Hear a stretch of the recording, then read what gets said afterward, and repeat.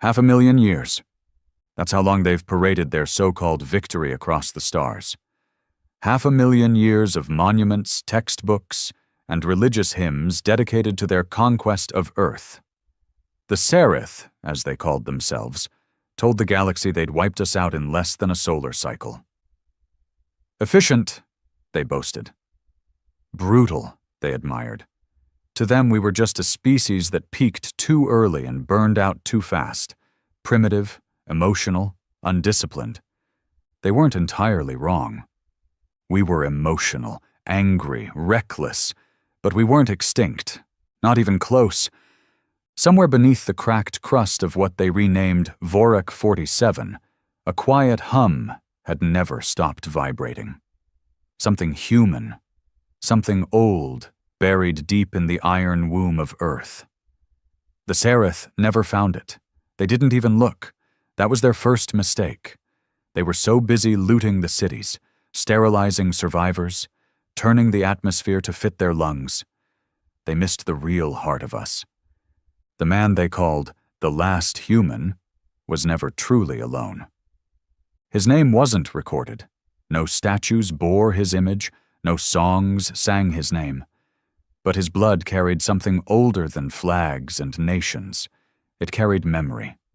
Rage. He walked the hollow tunnels beneath what used to be the Himalayas, alone but not forgotten. Every step he took echoed through walls etched with codes no alien could read, a language lost to time, designed by hands that once held hammers, books, rifles, and dreams. He didn't call it revenge. He called it restoration. The Seraph Empire was fat, swollen with centuries of comfort. Their younger generations laughed at the idea that a species could rise again after total defeat. They had no genetic potential, they said. Too chaotic, too divided. They forgot that chaos births innovation, that division makes resistance, that humans didn't need unity to be dangerous.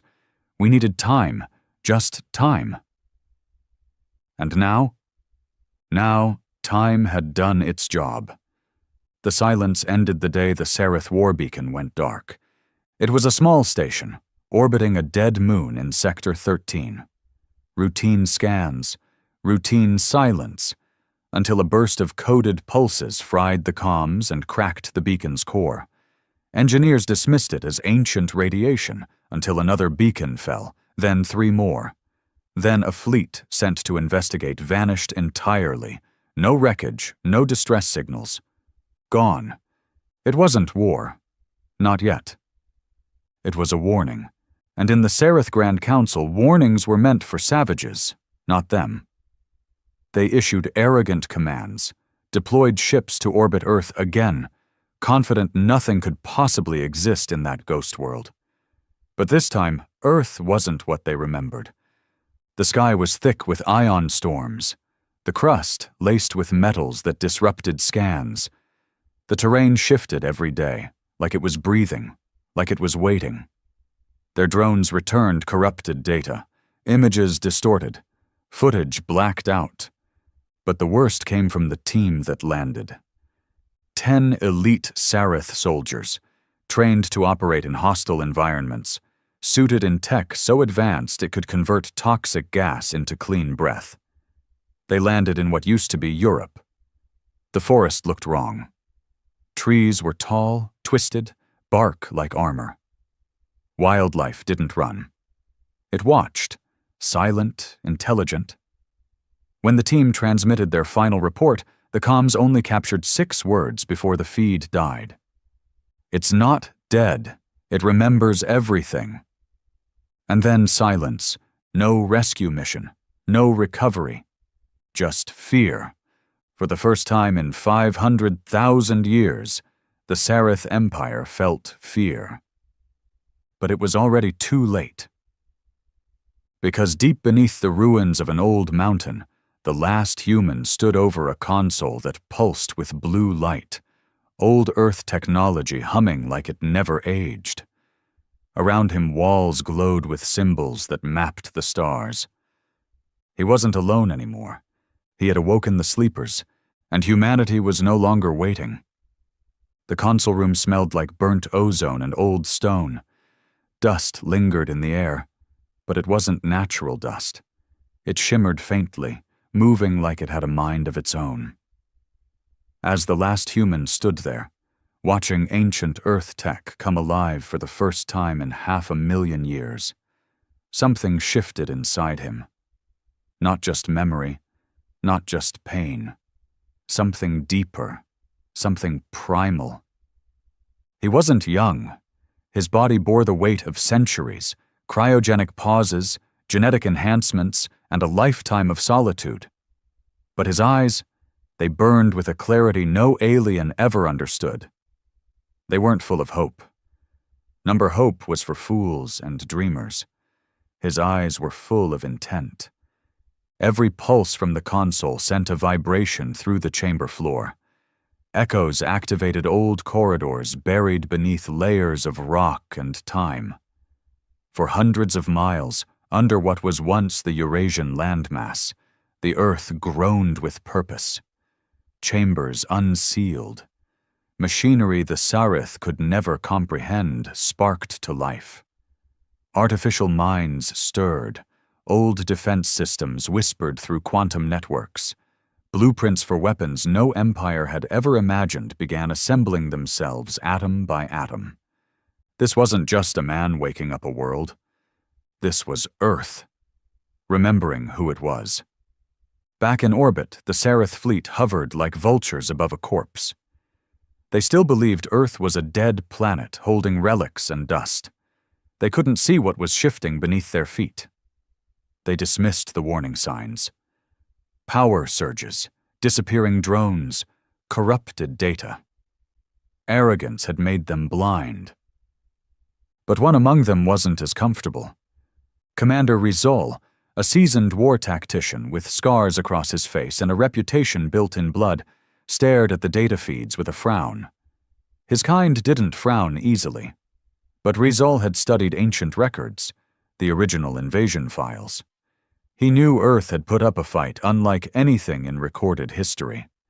His own grandfather used to tell tales in hushed tones about how the first wave of the invasion nearly failed, about how the humans set fire to their own cities before surrendering, about how even after losing, they made victory cost the Sarith everything. They never should have gone down that fast, Rizal muttered. "Excuse me, Commander?" one of his junior officers asked. He didn't respond. Instead, he walked to the main viewport, eyes locked on the blue-green orb below. Something in the clouds stirred, a pattern, almost like signal lines. Not weather, not natural. "They're not dead," he whispered. Back underground, the last human stepped through a long corridor that had once been part of a global defense system known as AURORA-13.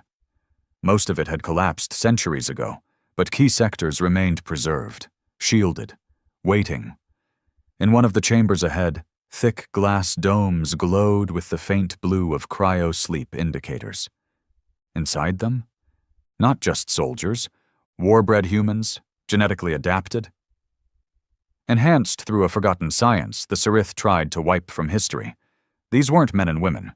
They were weapons given skin, silent, still, and dreaming of war. He activated the sequence. One by one, their hearts began to beat again. Slow at first, then steady, then stronger. Their eyes opened, not with confusion but with recognition, as if they had always known this moment would come, as if vengeance was part of their DNA. A man stepped forward first, taller than most, broad shoulders, a deep scar over one eye. His voice was rough from disuse, but steady. "How long?" The last human answered without flinching. 500,000 years. The soldier blinked. A single breath. Finally. Within hours, they were all awake. 72 enhanced humans, each trained, each wired into the old systems, each bred to think in terms of total war. The kind of war Earth had sworn never to wage again, but had secretly prepared for anyway. The last human walked among them, no longer alone, but not quite leading. They didn't need leaders. They needed a target. One of them, a dark-haired man with cybernetic implants along his arms, pointed toward the sky. "Do they know yet?" "No," the last human said. "They think we're ruins." "They're wrong," the man growled. "We're legacy." Above, Riesel stared at the tactical scans again. They were getting worse. Static everywhere. Orbital satellites going blind. Signals not just blocked, scrambled, rewritten with old Earth encryption formats that their machines couldn't break. Not even their AI could decipher them. That chilled Riesel more than anything. Because AI doesn't fear, unless something makes it. "We need to leave orbit," he said suddenly. "Now!"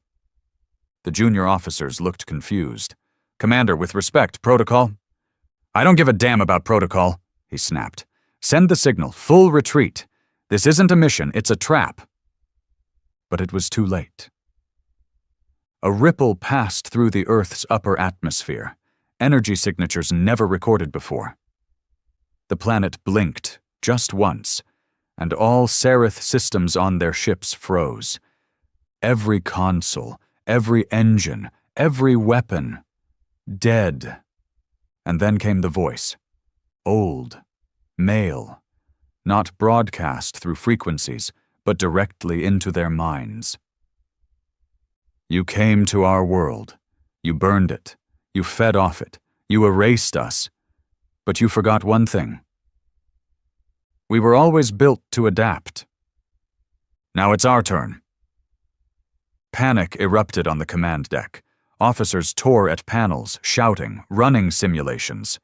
Nothing worked. Even their AI had gone silent, like something had replaced it. Commander Riesel stood still, heart pounding, realizing what this meant. This wasn't just retaliation, this was supremacy.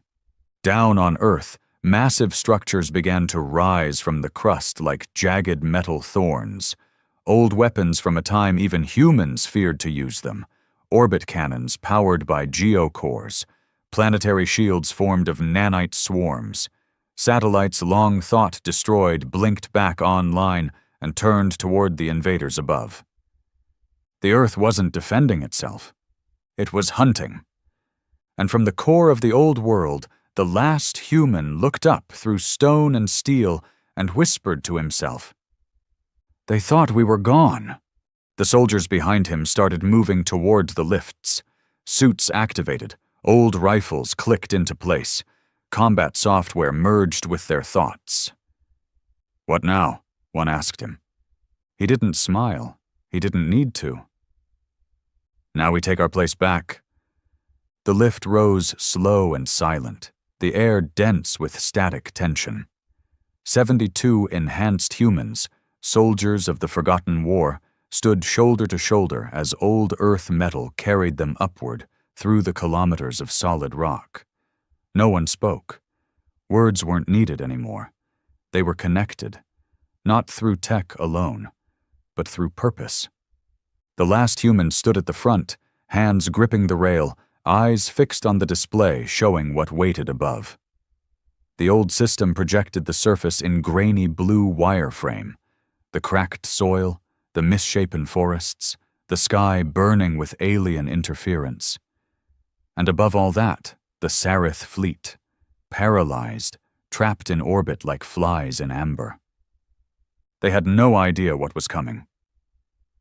He remembered the day they arrived, the ships blocking the sun, the loudspeakers in every tongue demanding surrender, the resistance that came too late. Earth had fallen because it trusted peace too much. It had believed stupidly in diplomacy. But he'd never forgotten the screams. This wasn't about territory anymore. Not for him. Not for them. It wasn't about getting Earth back.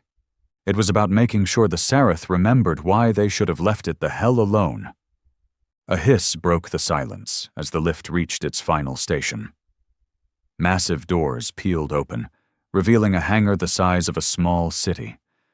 Dust fell from the ceiling like ancient snow. At the center stood the weapon the aliens never discovered. Project Warden. A monstrosity of metal, biocircuitry, and earthborn rage. Part machine, part ecosystem. The last planetary-class war vehicle humanity ever built, and the only one never used. Until now. Its shape was crude, nothing like the smooth elegance of Seraph design. It looked like something that had clawed its way out of Earth's mantle, covered in battle scars it hadn't even earned yet.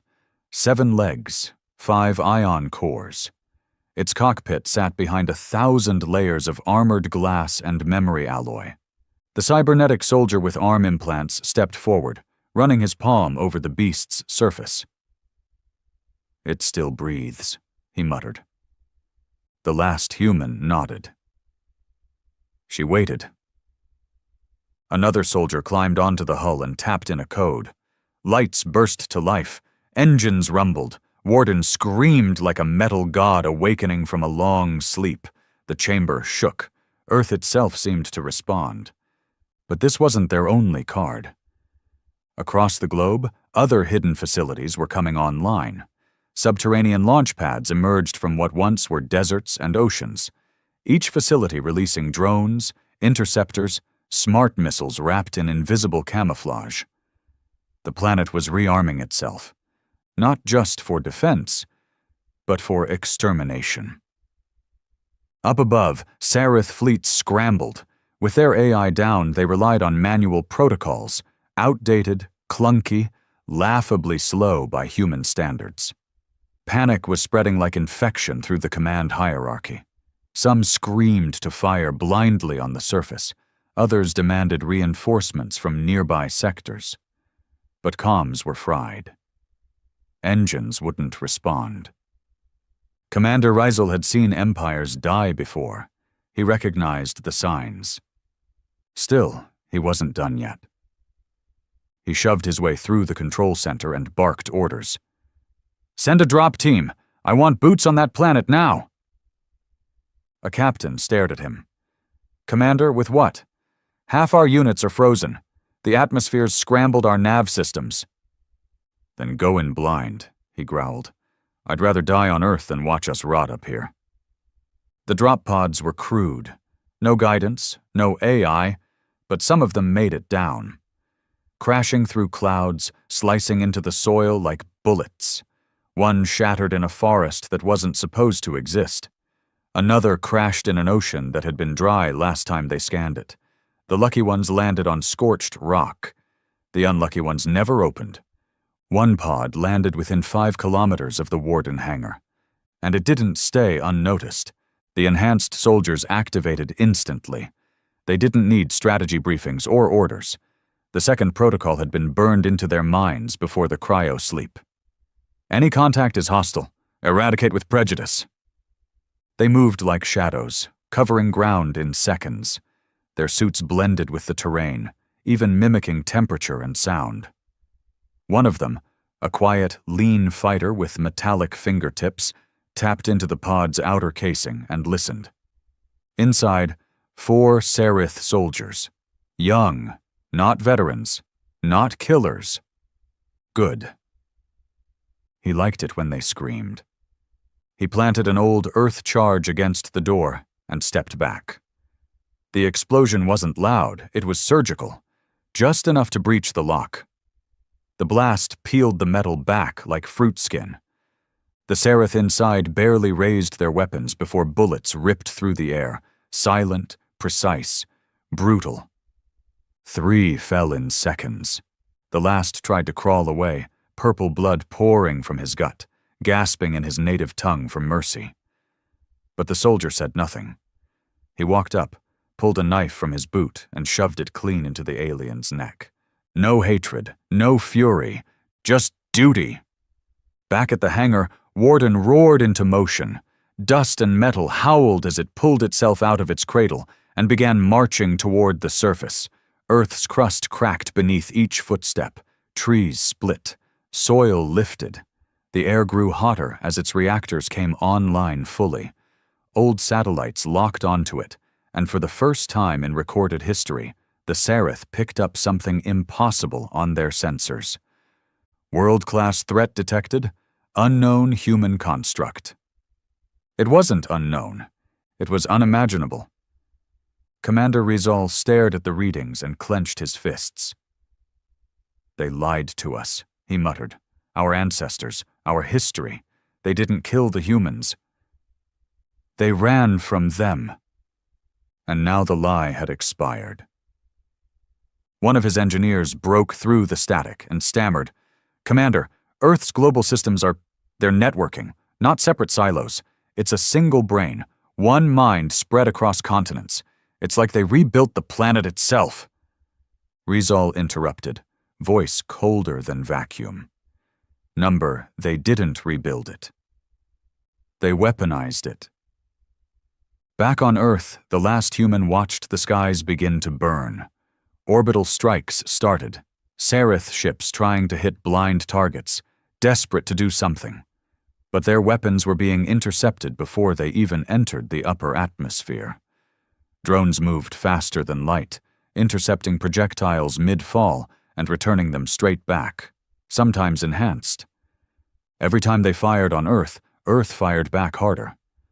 The soldiers regrouped near a ridge overlooking the crash zones. Fire burned in the valley below. Alien bodies twitched. The man with cybernetic arms stood next to the last human and said simply, "They're sending more." "Let them," the old man replied. Then he turned toward the others. "We're not just fighting back," he said, voice rising over the wind. "We're not just reclaiming a rock they painted over." He pointed to the sky, where Seraph ships flickered like dying stars. "We're ending the lie." Cheers didn't erupt. This wasn't the moment for that. But every soldier there tightened their grip. Their breaths steadied. Their eyes hardened. Because this wasn't war for them. This was closure. The last human walked away from the ridge toward a forgotten terminal embedded in rock. It scanned his retinal code, still valid after 500,000 years, and opened a channel buried beneath hundreds of lockdowns. Initiate, Black Sky Protocol. A countdown began. 48 hours. Not for Earth, for the Seraph homeworld. The countdown glowed red on the terminal. Black Sky Protocol. 475211. It was the one protocol that had been locked even from him. Not because he wasn't authorized. He had built half the code himself during Earth's last free days, but because it had only one condition for activation: confirmation of full Seraph presence within the Sol system. And now, with hundreds of their ships choking Earth's orbit, that condition had been met. They had delivered themselves into the coffin. The last human stood alone by the terminal, wind pulling at the rags that clung to his frame. He wasn't armored like the others. No neural enhancements, no synthetic muscles or bulletproof bone marrow. Just an aging man with the memory of what was taken. But every soldier on that ridge looked at him like he was gravity itself. Behind him, Warden moved through the dead woods like a mountain on legs, heat rising off its armor in waves. Its cannons hadn't fired yet, but its scanners were locked on every Seraph ship above. It knew their weaknesses. It remembered their schematics. Earth tech had evolved under their very noses. They taught humanity war. But humans taught revenge. Down in the valley, another drop pod hit the soil and split open like a crushed egg. Seraph soldiers spilled out, shaking, guns up, shouting over static. They weren't the elites this time. They were younger, barely trained, sent out in desperation, forced onto the battlefield because the higher-ups were out of options. Pawns. The cybernetic soldier, Reed, that was his name before the war, watched them from behind a jagged ridge. His implants fed him everything: body heat, heart rates, emotional tremors. "They're scared," he said to no one in particular.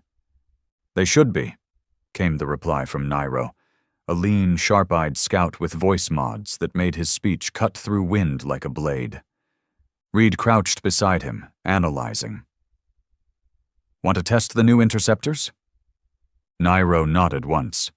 Make it fast, before they start crying for their gods.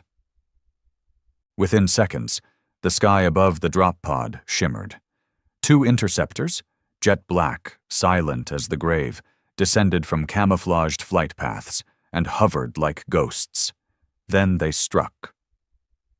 Precision lasers hit pressure points on the pod's frame, triggering its own stored ammunition.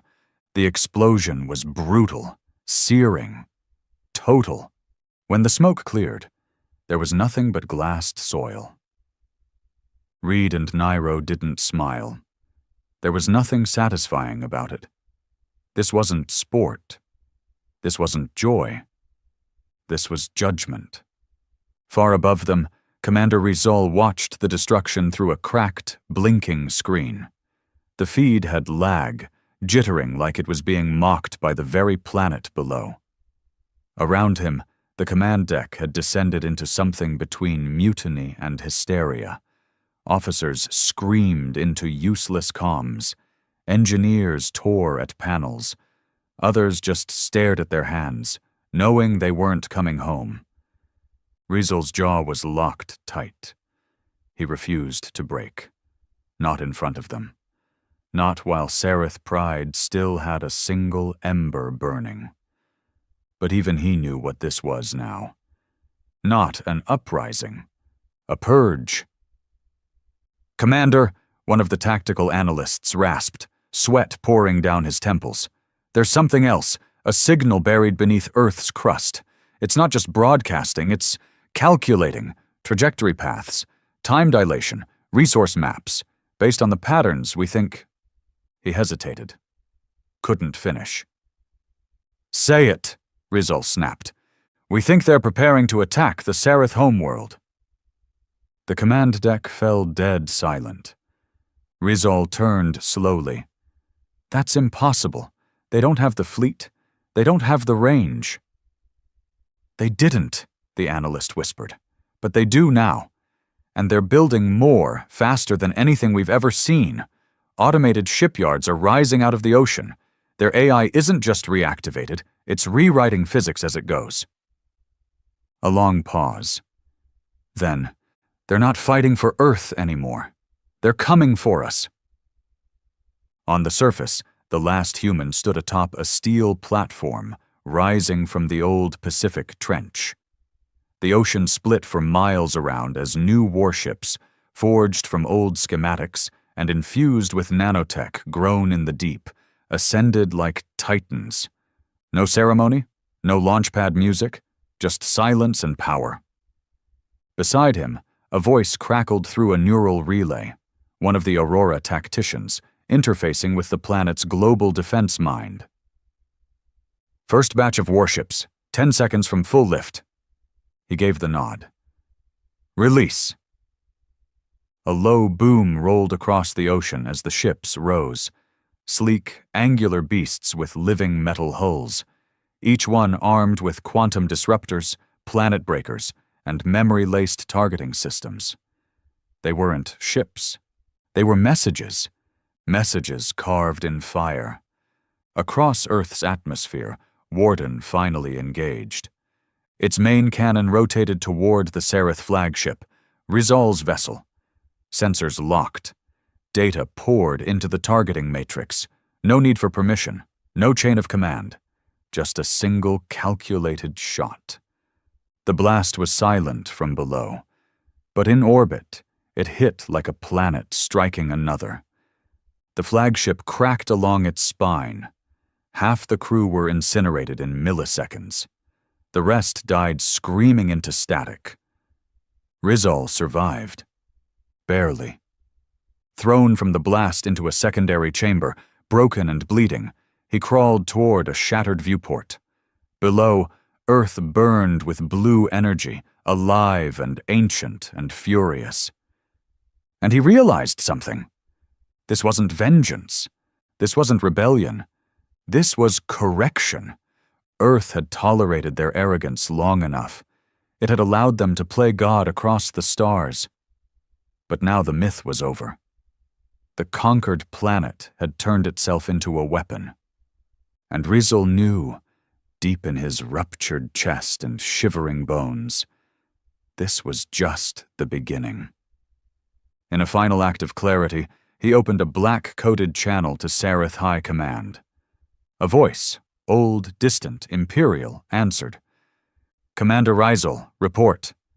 Rizal coughed blood, gripped the comms. "Earth isn't dead." "Explain." "They lied to us." Another cough, weaker. "They never fell. They waited." Silence. Then, what is their intent? Rizal looked one last time at the glowing world below. Ships rising, weapons gleaming, a planet alive with fury. And he whispered the truth. "They're coming home." The feed cut. By the time Rizal's last transmission reached the Sareth High Council, it was already too late to matter. They sat in a great tower of glass and light on the homeworld, surrounded by comfort, shielded by illusion. Counselors, elders, ministers, all groomed in the lie of victory. For 500,000 years, they had been fed a story that humans were reckless, emotionally unstable primitives, that their defeat had been swift, inevitable, that Earth was ash, and the Sareth Empire had tamed a savage galaxy. They built an empire on that lie. Now it was cracking. The High Council didn't panic at first. Old arrogance dies hard. They dismissed the early reports. A few ships gone dark, a commander lost, some anomaly in the Sol system. That was until the first real-time footage came through, leaked through emergency distress beacons, encrypted in terror, and forced into their pristine screens. The image of Earth, no longer a dying rock, but a planet alive with cold, calculated rage. Massive defense systems encased the crust, orbit cannons fired with surgical precision, new warships, not just repurposed wrecks, but evolved weapons, rose from oceans like beasts, their hulls pulsed with energy signatures the Sareth couldn't decipher. Their technology didn't match anything catalogued, not even ancient galactic relics. It was human, but not the human they remembered. No, this was something else. This was what came after extinction. And then the ships disappeared, vanished from Earth's orbit without a trace. No jump trails, no wormhole bursts, no gravity shifts. Gone. That was the first real moment of fear in the council chamber. Not when Earth defended itself, but when it moved without being seen. The Minister of Planetary Defense, old, skeletal, and addicted to tranquil dust, shook as he leaned over the table. "Where are they going?" he asked. No one answered, because everyone knew. There was only one destination worthy of Earth's full attention now. Sareth Prime. Back on Earth, the last human stood in a command chamber buried deep within the Himalayan vaults. Giant holographic screens displayed the Warfleet's trajectory. Silent, stealth-cloaked, already halfway through the first subspace corridor. The ships weren't traveling through normal FTL routes. They weren't following galactic law. They were cutting through space, folding it like paper. One of the tacticians, Nairo again, monitored the corridor breaches. "Fleet ETA to Sareth Prime, 11 hours, he said. "Resistance?" Nairo tapped into the feed. "Minimal. Their home defenses are obsolete. They haven't fought a war in 300,000 years. The last human nodded once. "Then we remind them what war tastes like." Behind him, the other awakened soldiers watched silently. Their faces weren't joyful. No excitement, no lust for blood. Just clarity. This wasn't a battle. It was a reckoning. Reed stepped forward. If we wipe the homeworld, they'll send the rest of the galaxy after us. They won't have time, the last human said. They spent 500,000 years fattening themselves on lies. They forgot what we are. Nairo turned slightly. And what exactly are we? The old man didn't blink. We're the consequence. 11 hours later, the sky above Sereth Prime tore open. The first Earth ship, a massive blade-shaped vessel known as Nemesis, breached orbit without warning. It didn't send a message. It didn't declare war. It simply began. Ground stations screamed alarms across the planet, towers shattered, defensive satellites activated, and were torn apart within milliseconds. The Nemesis spun mid-atmosphere and deployed strike pods in every major city. Within minutes, chaos erupted. Pod after pod slammed into buildings, streets, government facilities. From each came the awakened, the 72 enhanced soldiers, each carrying weapons banned by every known galactic treaty. They weren't here to conquer. They weren't here to occupy. They were here to erase. Reed landed in the central capital, stepping out of the pod into a storm of broken glass and fire. Sereth civilians screamed in every direction. He didn't fire at them. He didn't need to. His target was ahead, one of the main AI pylons that controlled the Sereth planetary systems. Destroying it would send shockwaves through their empire-wide infrastructure. He walked straight through enemy fire. Their weapons couldn't penetrate his armor. He reached the pylon and planted a fusion drill against its base. The countdown began. He turned and walked away without watching it explode. Elsewhere, Nairo landed atop the High Council Tower. The building shimmered with shield walls, but they were designed for riots, not war. He activated his neural blade, stepped forward, and carved through the shield like it was cloth. The guards came running. They were ceremonial, slow, untrained. They died fast. Nairo kicked open the council doors. Inside, the so-called leaders stared at him. Some paralyzed with fear, others too proud to believe this was real. He raised his blade. "We offered mercy once," he said, 500,000 years ago. And then he showed them what Earth's mercy looked like now. Across the planet, the warships in orbit turned their weapons downward. Energy beams punched into the crust, targeted, efficient, cruel. No collateral, no wandering strikes, just the destruction of power grids, factories, command centers, research cores. Every artery of the Empire, severed. Back on Earth, the last human watched the feeds. His hands didn't tremble, his heart didn't race. He wasn't satisfied. There was no room for satisfaction.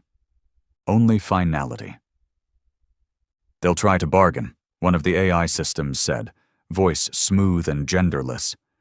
"Should we open communications? No. Should we acknowledge surrender signals? No. What is your objective?" He didn't hesitate. Silence. The purge continued for 5 hours. At the end, the Sareth homeworld no longer had government, defense, or command.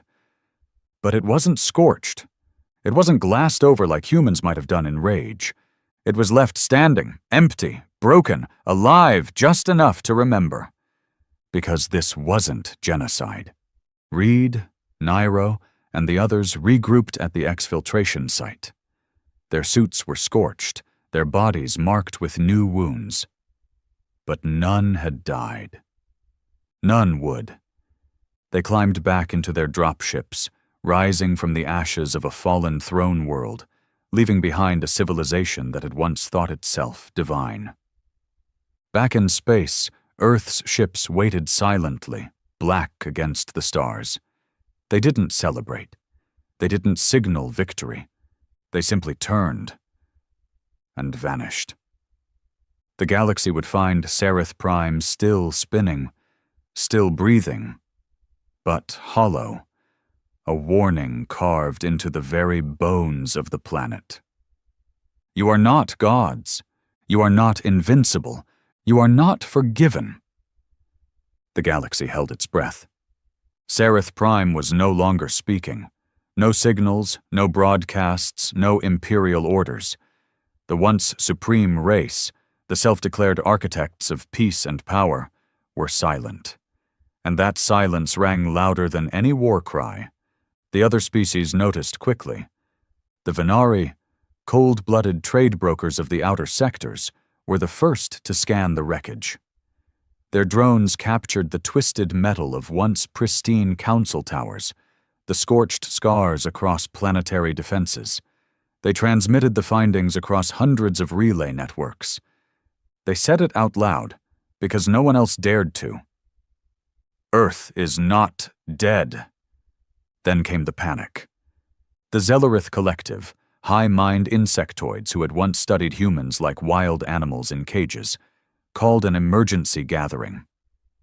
The footage they received from Venari channels showed a kind of war they'd only seen in theoretical simulations. Weapons that bled light, ships that folded space without a ripple, and most disturbing of all, tactics they couldn't explain. Not madness, not chaos, just brutal logic. The humans hadn't come to conquer, they hadn't taken a single Sereth city, no prisoners, no resources, not even propaganda. They left it all untouched, except the infrastructure of power. It was like watching nature reclaim a city after a storm. The galaxy couldn't understand it. But it feared it, because it meant the humans didn't want what they once lost. They wanted to end the lie that they'd ever been defeated. Back on Earth, deep in the mountainous vaults of the eastern continent, the last human sat alone for the first time in days. The chamber lights were dimmed. The air smelled of oil, stone, and old rain. His body ached, not from age, but from the memory of movement. He'd spent too long still, too long watching from shadows. Now the silence was different. He wasn't alone. Nairo entered quietly, blood still smeared across his armor. The Sereth systems are down. They're crippled for good. Local uprisings have already begun across their colonies. It's spreading faster than expected. They'll scatter, the last human said. They already are. Reed followed in, bruised but grinning faintly. You know what the Zellerith just did? No. They sealed all jump gates to Earth sector, locked down travel, embargoed communications, even banned the use of human tech schematics. The old man raised an eyebrow. Afraid we'll come for them too?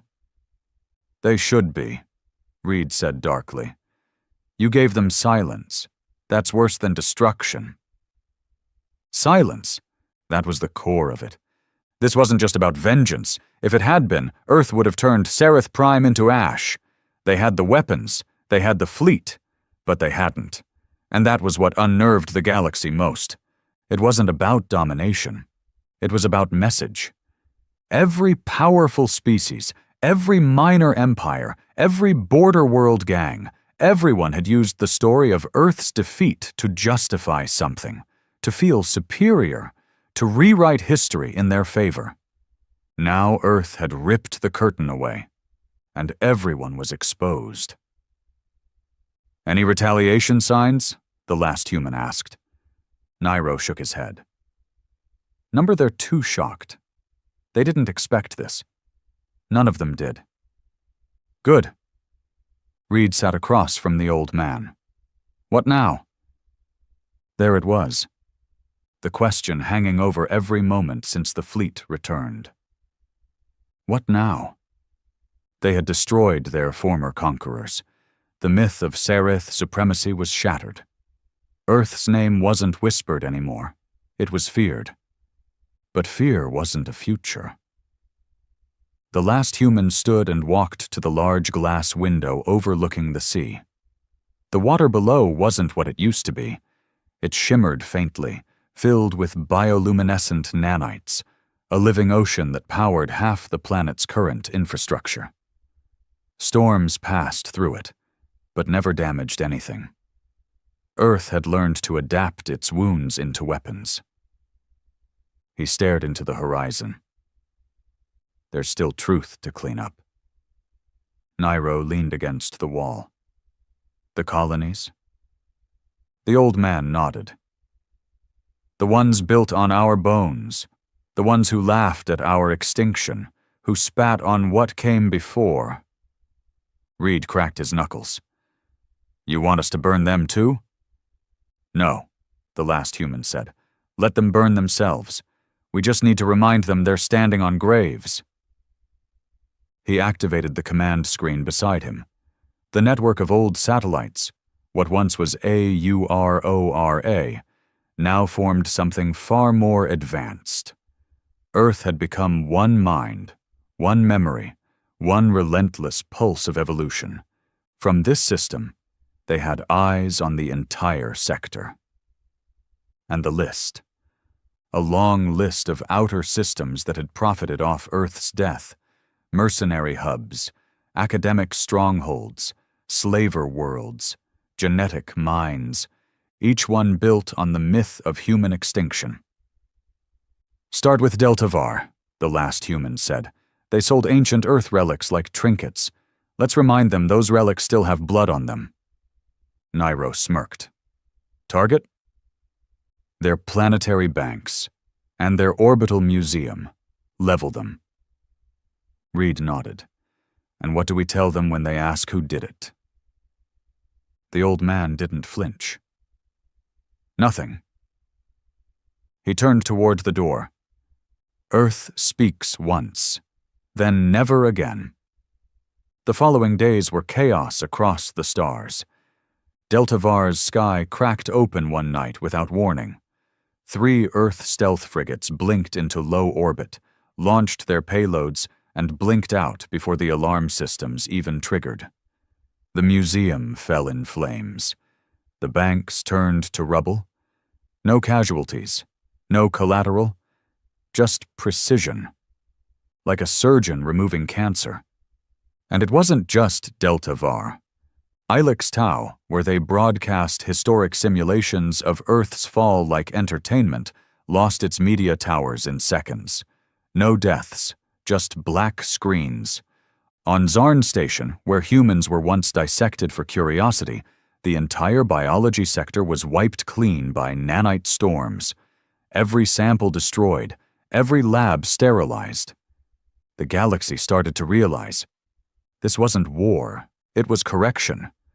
Earth was pulling back every lie, every theft, every insult, like a cosmic debt collector. But they weren't leaving demands. Just silence. One by one, the empires began sealing their borders. They stopped speaking Earth's name. Even mentioning human became taboo in certain sectors. Children were no longer taught about the Sarith conquest.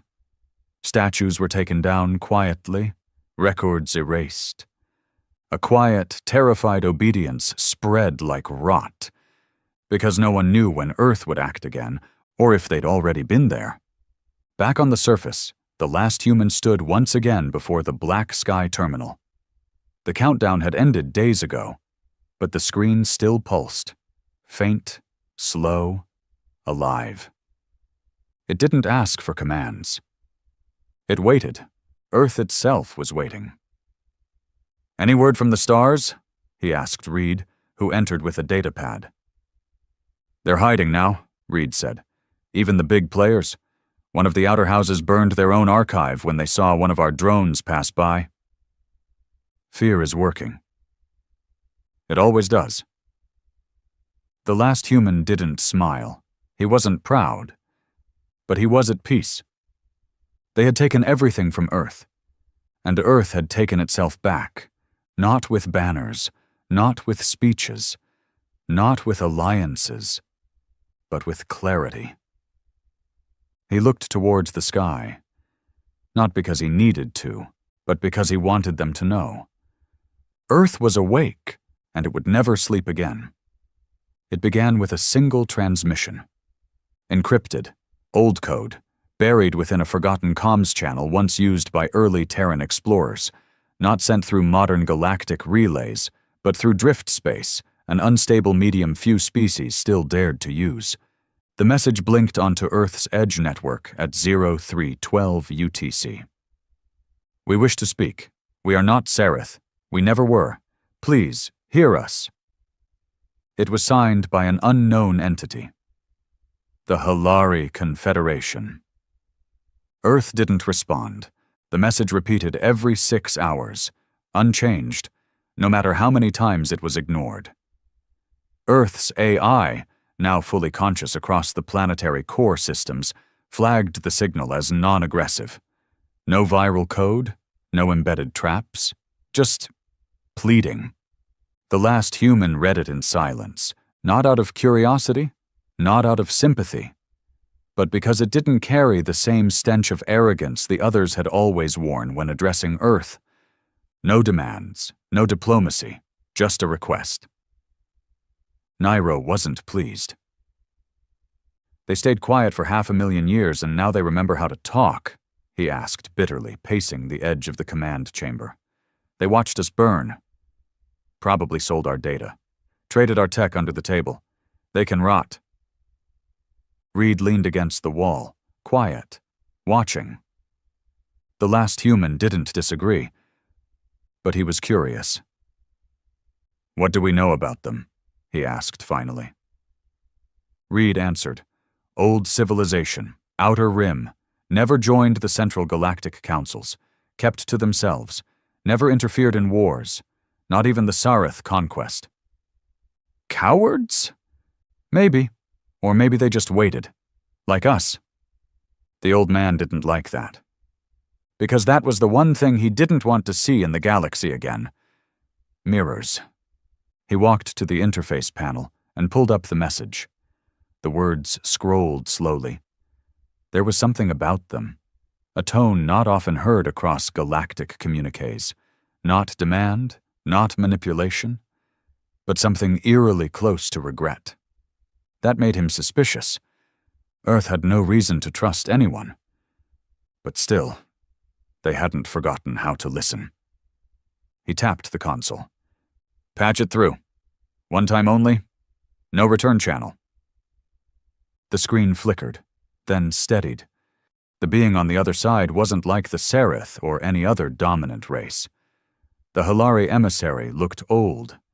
Thin and long, almost ethereal. Translucent skin, hair like silver smoke.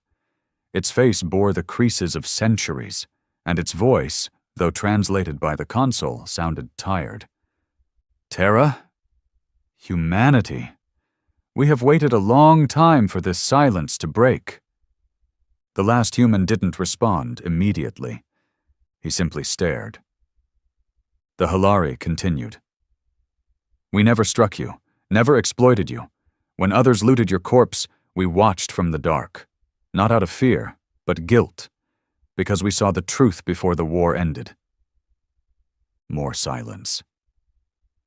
Reed's fingers hovered near the defense console, waiting for any sign of a trap. "We were wrong," the Halari said.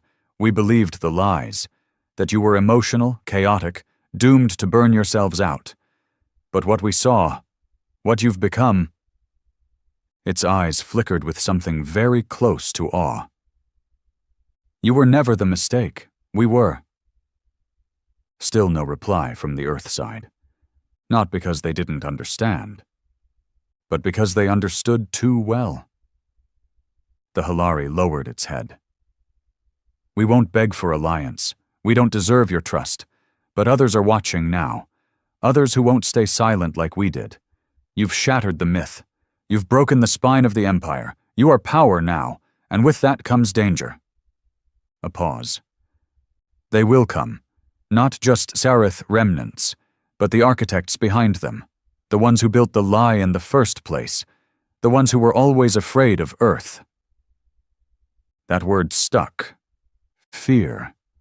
Not of destruction, not of war, but of something older, something deeper.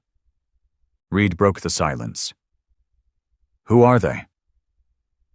The Halari looked directly at the camera, expression unreadable.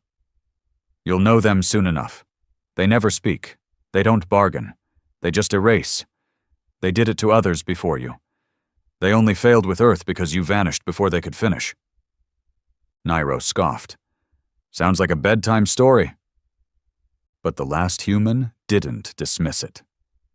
Because in the deepest vaults of Earth, in data that even the AI couldn't fully explain, there were files, ancient logs, fragments from long-dead satellites, mentions of something older than the Sarith, something that came in shadows and left no survivors. The silent architects. No confirmed images. No names, just symbols. Warnings.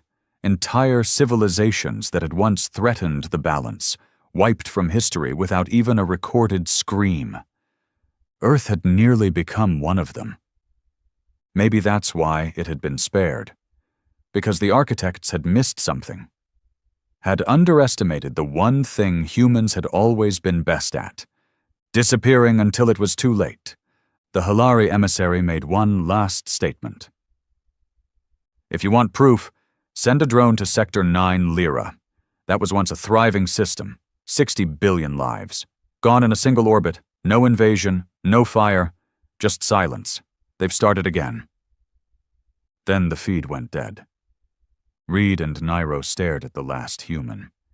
He said nothing, just looked down at the console. Then he typed a command. Launch scout drone. 9 Lyra. A spark of activity blinked on the map. The truth would come soon. 3 hours later, the drone returned.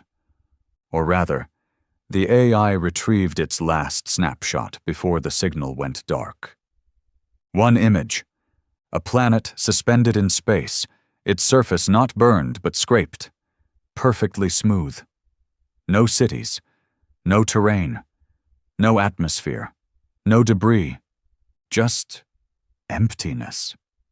As if the entire surface had been erased at the molecular level. Reed stared at the image. Who has that kind of power? The last human replied, voice low. The kind that never needed to fight before, now. And for the first time since Earth had risen from its grave, he felt something he hadn't allowed himself in centuries. Concern, not fear, not weakness, just the weight of a reality they could no longer ignore. If the architects were returning, if they were real, then everything Earth had done was just the prologue. The galaxy had cheered for Earth's death, then feared its return. Now? Now they might be forced to beg for its help.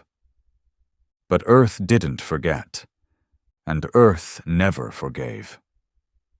The last human stood before the old globe, a relic recovered from deep within a forgotten archive. It was made of brass, etched with the scars of continents long lost. He ran his fingers across it. North America, Africa, Asia, lines drawn by war and trade and language, now meaningless.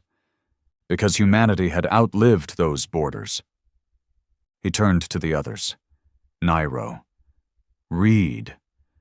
The new generation of awakened warborn, watching, waiting. We thought this was the end of the story, he said quietly. The final chapter. He looked at the image of the scraped planet, of a power that didn't kill but erased. It was the beginning. No one flinched, no one questioned, because humans had always faced extinction. From nature, from time, from themselves. But this time they weren't fighting for Earth. They were fighting for memory itself. The scraped world of 9 Lyra stayed on the screen for hours. Even the AI didn't try to process it further. There was no data to retrieve, no molecular residue, no gravitational signature, no energy trace. The planet hadn't been destroyed. It had been undone. Every trace of life, every building, every atmosphere particle, erased like it was never there. Not even a memory left behind. Only the sphere of a world, smooth as glass, hanging in silence. Reed finally said what they were all thinking. "This ain't war. This is something worse." Nairo, usually bitter and cold, leaned back, arms crossed, jaw tight. "Who erases a planet like that and doesn't take credit for it?" The last human stood quietly in front of the projection, eyes hard, thoughts deeper than anyone in the room could reach. His fingers were locked behind his back, and his voice, when it came, was low and certain. "The ones who don't care about being known." That was the truth. The Seraph had wanted power, fame, legacy. Their empire was built on storytelling. But the ones who did this, these so-called architects, they didn't crave fear. They didn't broadcast domination. They just removed clean. Surgical, absolute. Because for them, destruction wasn't punishment. It was protocol. Earth had survived arrogance, genocide, mockery, and galactic silence. But this was different. This was like facing death without being allowed to scream. Back in the vaults, the AI spoke. "Mass energy fluctuations detected on the edge of mapped space. Triangulated source. System D63. Estimated composition. 6 planets. 3 now offline. Pattern matches 9 Lyra anomaly." The screen changed again. 3 planets, real-time visuals. 1 active with trade lanes. 1 military class. 1 a biological colony. Within minutes, each one blinked out. Not exploded. Not crumbled, just gone. The camera feed kept rolling, but nothing remained. Not even dust. Even light bent oddly around the empty space, like it was ashamed to linger. Nairo muttered, "They're getting closer." Reed nodded, or faster. The last human turned back to the console and issued a rare override command, one locked for centuries. Project Gaia. Unlock Phase 2. A deep rumble spread through the Earth's crust. For a second, it felt like the planet itself breathed. Old bunkers, buried even deeper than Aurora, began waking. These weren't vaults of weapons or ships. They were older, stranger. They contained knowledge, forgotten sciences, forbidden constructs. Human tech never used. Not because it was too dangerous, but because even Earth wasn't sure it understood it. Now, that hesitation was gone. In the core vault of old Siberia, a sphere the size of a mountain hummed with light. Its walls rippled, revealing a human face made of 1,000 blinking particles. It didn't speak. It didn't need to. It was Earth's last mind. A construct created in the final days before the Seraph invasion. An AI that had never been activated, designed to evolve beyond code, to grow, to think like no intelligence had ever thought. It had slept for 500,000 years. Now it awoke with a single purpose: preservation. The last human descended into the vault himself, leaving Nairo and Reed to manage the outer defenses. The chamber was massive, spherical, humming with ancient codes. In the center, the construct hovered, spinning slowly, analyzing him with unreadable interest. He stood before it, unafraid. "You know what's coming." The sphere pulsed. "I've seen the signal signatures," it said. Its voice was neither male nor female, neither robotic nor human. It simply was. "Pattern matches what early humanity theorized in the Sol Exodus papers. Dimensional compression, data layer erasure. They're not invading our space, they're rewriting it." The last human frowned. "Then what stops them?" The AI paused for several seconds. "You." He didn't move. "What do you mean, me?" "You," it repeated. "Not just your body, not your memories, But your kind. Humans. The only species we've recorded with the mental and genetic instability to survive complete conceptual disruption. The others collapse. You adapt. You don't break. You mutate. He stepped forward, voice darker. That's not evolution. That's trauma. Correct, the AI said. And that trauma may be the only thing that makes us a threat to the architects. There it was again, that word. Threat, not equal, not rival, but threat. The only thing a god fears is something that doesn't fear it back. Earth had never begged for mercy. It never surrendered right. It had bled, yes, but it had always kept something hidden. Memory. 100,000 years of it, all downloaded, all preserved, all feeding into the AI's growing form. We have options, the construct said. Go on. First we run, build fleet arcs, leave the sector, warn other civilizations, hope someone listens. The old man said nothing. Second, the AI continued, we make contact. Attempt to locate an architect signal and negotiate, offer compromise. Still nothing. And the third? The AI hesitated. Then, we infect them. The chamber chilled. What? Humans don't erase, they corrupt, spread, burn into memory like fire. We infect systems, structures, minds, not through brute force, but through story, through will, through sheer refusal to die. A long pause. The old man exhaled, slow. You're saying we make ourselves so impossible to erase. They can't kill us without risking themselves. The AI pulsed again. Correct.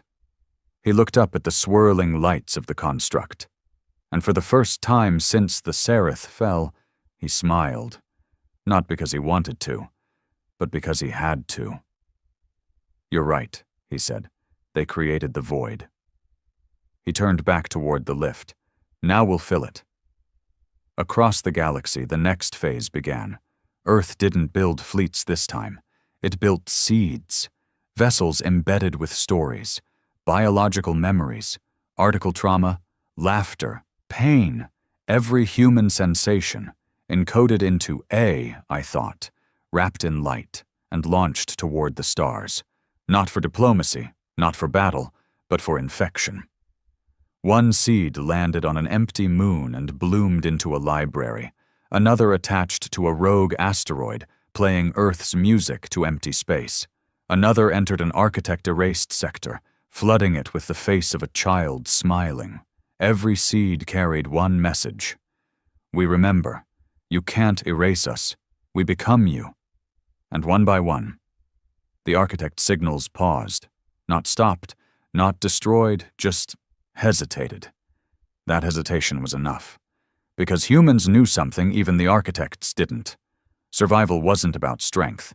It was about staying unforgettable. Back on Earth, the last human sat beside the old brass globe again. Reed and Nairo nearby. Both worn, but alive. Think they'll come here? Reed asked. Nairo smirked. They'd be stupid not to. The old man looked up at the stars. I hope they do. And in the deepest chamber of Earth, the AI that called itself GAIA watched the universe, listening to the seeds bloom, feeling the architects twitch, and waiting for the next move. Because Earth was no longer a planet. It was a story. And stories, no matter how buried, have a way of finding their way back into the light.